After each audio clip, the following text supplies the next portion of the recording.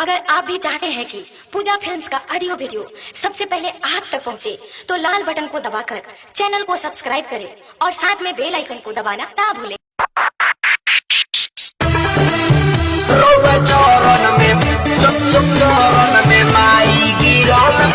Music by Raju बाबू।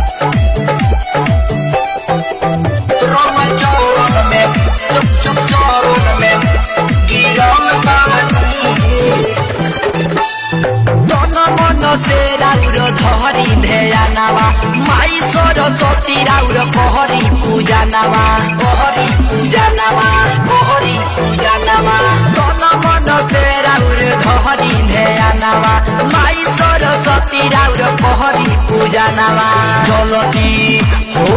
जा सोहैया भैया बेरा वाली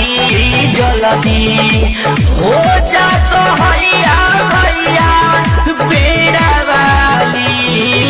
रउआ चरण में हरउआ चरण में हरउआ चरण में माई गिरल बानी रउआ चरण में माई गिरल बानी रउआ चरण में माई गिरल बानी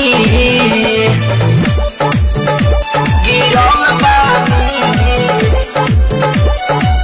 रउआ चरण में चरण में माई गिरल बानी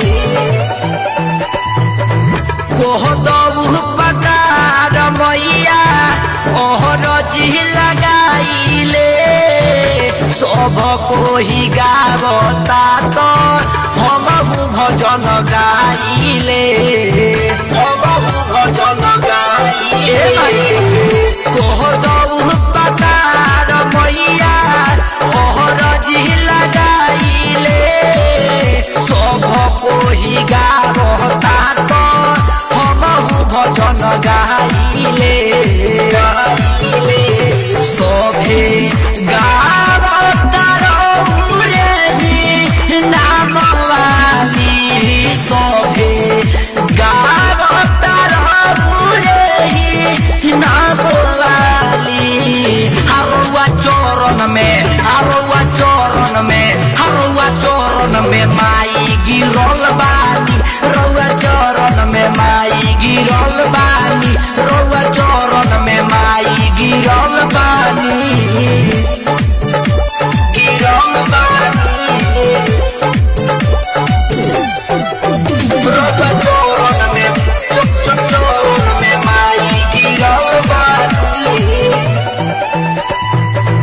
राइटर छोटे लाल पंडित लिखल है पटारावा कन्हैया बाबू के वो राई दया चारावा राई दया चारावा राइटर छोटे लाल पंडित लिखल है पटारावा कन्हैया बाबू के वो राई दया चारावा राई दया चारावा गरी गिरी पानी मारी नजरे फेरे डाली गरी गिरी पानी मारी नजरे फेरे डाली हरउआ चरण में हरउआ चरण में हरउआ चरण में माई गिरल बानी रउआ चरण में माई गिरल बानी रउआ चरण में माई गिरल बानी। Radha digital recording studio Samosa चौक।